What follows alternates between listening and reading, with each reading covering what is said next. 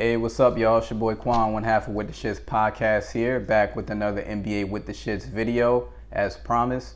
It's been a few weeks since the past video, but been kind of waiting for the regular season to play out, and it's finally here. The playoffs are officially here. It's the best time of the year for us NBA fans, so some exciting times are underway.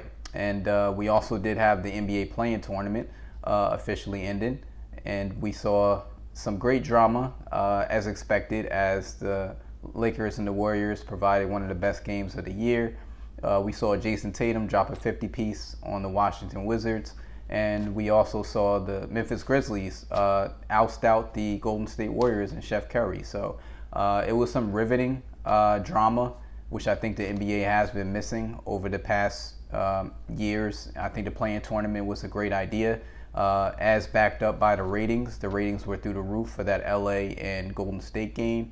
It was a great game. We're seeing Chef Curry and LeBron go at it. LeBron finally ending it off with the dagger three-point shot. So a lot of theatrics in the play-in tournament, and I think it is the element the NBA has been missing all this time, kind of that March Madness feel. So I hope the NBA play-in tournament is here to stay, but we will see what Adam Silver eventually decides. But I think when he looks at the ratings, that's going to speak for itself. So we'll see what happens in the years to come. But the playoffs are officially here. So let's get right with the shits.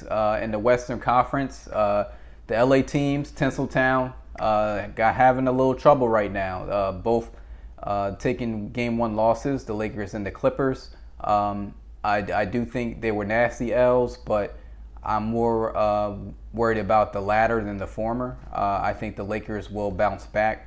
I think it was more of a feel-out game for the Lakers. If you do know the history of LeBron James in the playoffs, typically he reserves game ones as a feel-out game to see how the teams are playing him, so he can counteract that and see how to attack that team. So I think that's kind of what's going on here in that first L for the Lakers. LeBron, he's a basketball savant. I think he's like Floyd Mayweather, how he operates in the ring. He feels his opponent out, and then he picks him apart. So I think LeBron is no different. He's like a chess player. So he's kind of feeling out the Suns right now. I do think Anthony Davis needs to step up. He needs to play better ball. AD is supposed to be taking the mantle from LeBron right now. He's the younger player. So I do expect him to bounce back and be a force to dominate the young DeAndre Ayton and impose his will. So I think a bounce back game is in store for the Lakers this next game tonight. So we will see how that plays out. On the other hand, the Clippers, I'm a little worried about. Today's game will tell a lot more between both teams and how this series will play out. But I'm just not convinced of this Clippers team, and I haven't been convinced. Steve Ballmer put this team together with the intention of a championship, and he's not used to losing out on investment. So I can't imagine he's pleased with the outcome so far. Last year was kind of the same. They did face the same Dallas team last year, and it's given them problems again. They took them to 6 games, and Luka Doncic has been really laying it on him. That he's working at Luka Magic right now. And just to give you some context, in 7 games that Luka Doncic has played to start his NBA career, he has averages against the Clippers of 31 points, 9 rebounds, and 9 assists in 7 playoff games. That's unacceptable.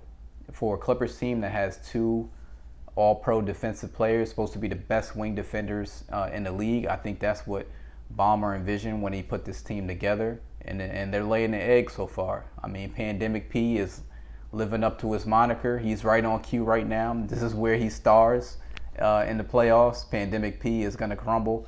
Kawhi, I think the onus is going to be put on him.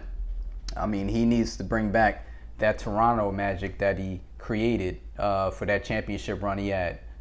He needs to deliver that for the Clippers. So I think he has to step up. He's got to take the initiative to guard Luka Doncic and take away that Luka magic. He got to play the Houdini role. He's got to neutralize Luka. He's got to play like the superstar they expected him to be, and he's really not living up to that potential. And I think this game is going to be a deciding factor. It's a little disconcerting that they did not deliver game one. They lacked energy, they lacked focus, and I think they will have to bounce back game one if they expect to win this series, because Dallas is definitely a dangerous team with a healthy Porzingis back now as well. I think they could definitely make some noise if they get past the Clippers. So we're gonna see what the Clippers deliver, and I think if they fall short this time, Ballmer is gonna have to make some moves and maybe look at breaking up Kawhi and Paul George. I think that's the only move that'll be left to play, but we'll see how that plays out. In the next series, we had the Memphis Grizzlies, the young and talented Memphis Grizzlies, led by Ja Morant. They were able to oust out Steph Curry in the play-in tournament and also take game one against the Utah Jazz. So I think they're young, they're hungry, they're exciting. They're definitely going to be ready and focused to play, and they have nothing to lose. All the pressure's on Utah. So I think Memphis is definitely going to bring it, and Utah is getting Donovan Mitchell back. So I think they're ultimately going to win the series. They have too many scorers, too many shooters, I think. That's going to overwhelm Memphis, but it's going to be exciting to watch. I think Memphis is going to put a scare in them and maybe go about 6 games. So this is going to be another great game for game 2. I'm excited to see what Ja Morant does. He's a very young, talented, exciting player. And Utah, I think, has their hands full for this first round series. So that's going to be exciting to watch. The other game that we have is the Portland Trailblazers and the Denver Nuggets, which was a very compelling game last night with those two stars. We got the MVP candidate, Nikola Jokic. He delivered another monster game. He's playing like a Space Jam monster right now, putting up 38, 8, and 6, I believe. He's doing damage on the interior. So I think this is going to be another great series, a long series. But I do believe with the way Damian Lillard is playing right now, he's unconscious. He's playing at his stratosphere. He had 8 threes in the first half last night. 8 threes in the first half last night. Unheard of. And I think if there wasn't a player named Steph Curry, we'll be talking about Dame Lillard as the best shooter on the planet. So I think he's going to be too much. He's a handful. He's going to be overwhelming them throughout this series. And I do ultimately think the Portland Trailblazers do advance in this series and they move on. And it's going to be a hard-fought series, and it's going to be fun to watch that series as well. In the Eastern Conference, not as much drama as the West has produced. Pretty mundane, but everyone on the higher seeds are handling their business right now. The Philadelphia 76ers, they took care of business in game 1 against the Washington Wizards. Nothing unexpected, as Tobias Harris had a phenomenal game, hitting 35 points, and Joel Embiid doing Joel Embiid things. Ben Simmons playing the all-around game that he usually does, being an all-great defender, maybe the defensive player of the year. So I think Philly's going to be too much to handle for the Wizards. Westbrook, his play is too erratic when it comes to the playoffs. Beal is still a little hampered by the hamstring, so I don't think they're going to do much. I think Russ has one monster game in him that he'll produce. I think they'll take one game probably off of Philly, but that's it. That's the max. So that should be a quick series. In the other series, Milwaukee definitely handled their business against the Miami Heat, winning game 2, and they obliterated them and hit them with a 3-point barrage. I didn't see that coming.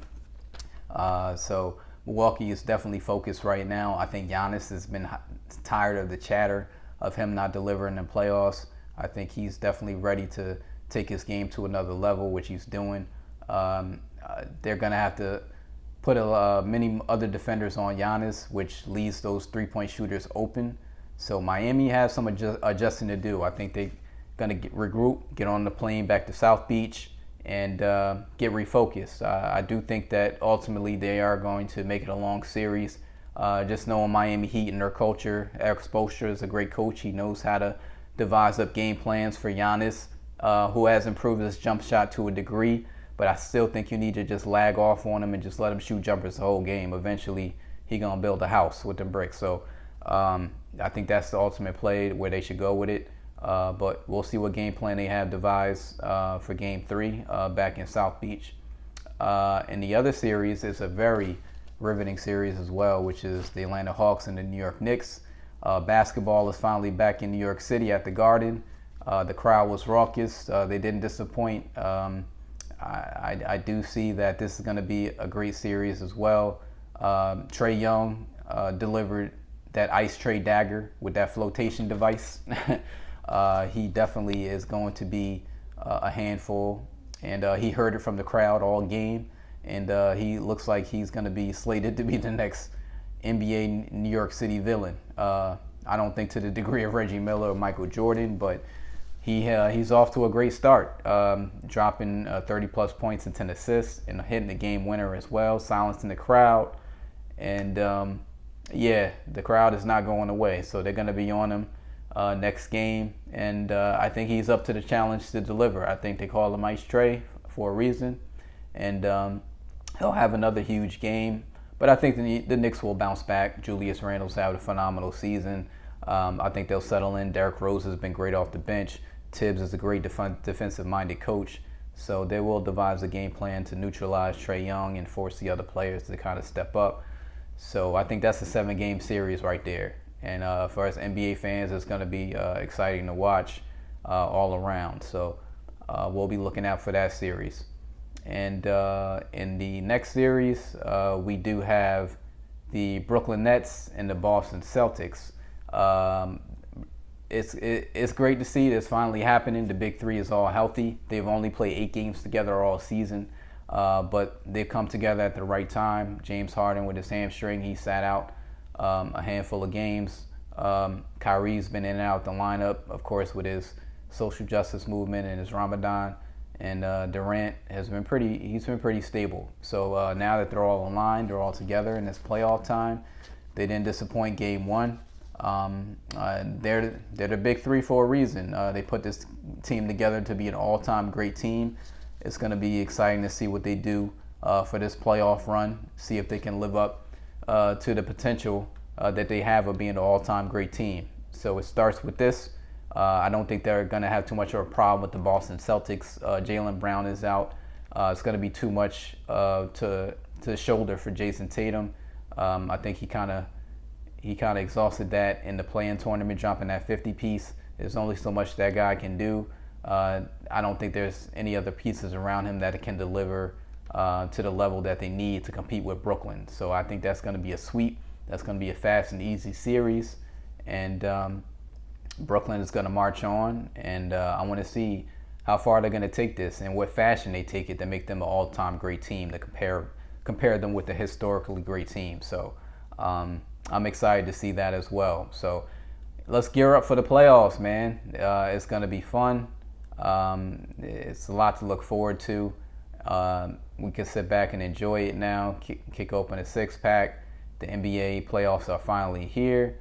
So I'll be definitely bringing you videos, kind of chronicling the playoffs for you guys, and also delivering my picks, which are now to come, my FanDuel picks of the day.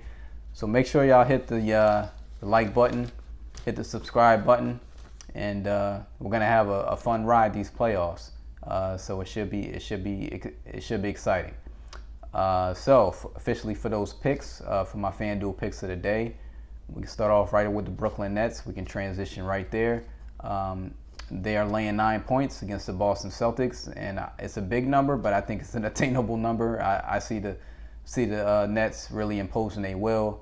The first game, they was kind of filling each other out. You know, the Big Three hasn't played together in a while, so they're kind of getting their chemistry together still. And I think this game is going to be more of them, you know, putting their staple into the playoffs and delivering a message to the rest of the league. And they're going to have a big game from the Big Three. And I see a 10 to 20 point victory easy for the Brooklyn Nets coming. So I would lay the 9 points with the Brooklyn Nets. I also see the Lakers bouncing back. AD had a very mundane game, a very ho-hum game. And I think he knows that he has to carry this team to victory. LeBron is still a little hampered by that ankle, so he's going to be going about 75-80%. So the onus is going to be on AD to deliver, and I think he has a huge game. And I see the Lakers pulling out this game, especially with a hobbled Chris Paul. He did have an injury to his shoulder last game, so I believe he's going to be a little hampered as well. And Devin Booker, they'll be able to kind of key in on him. I don't see him dropping another 36 points. So he'll be the key to the defense. Ayton is still a little young, still a little green. I think he's just getting his playoff experience, getting his feet wet. It was a great start for him, but I think AD will shut that down this game. So I will take the Lakers money line, and I will also take the over 24.5 points on Anthony Davis. Like I said, I think he's going to have a monster game. I will lay the money on that as well. And I'm not so convinced. I would go a fourth game, but I'm not so convinced on the Clippers. I think that they should win this game. They should come out with some urgency. 7 points. I don't know if I'm comfortable enough to lay that number. Maybe if you want to parlay it with something, put a money line together, parlay it with something else, maybe I'll look at that. But the 7 points, I just don't trust the Clippers. I really don't. But they should come out. They should thrive this game. It's a do or die game for them essentially. They don't want to go down 0-2. So we'll see what kind of energy they come out with, and see if they can live up to what the name that they were brought together, the purpose they were brought together for. Because right now they're just the paper clippers. I mean, they're the paper clips. That's their name because they only good on paper. So they definitely got some explaining to do. They definitely have to step in and deliver that W. So we'll see what happens. But this is your boy Quan with another NBA with the Shits video. Hit the like button. Please subscribe and follow me while I chronicle the NBA playoffs with you guys. And I drop my picks, and we can all come up. We can make some money, we can profit, and it's gonna be a fun playoff. So let's enjoy the ride. All right, y'all, we out.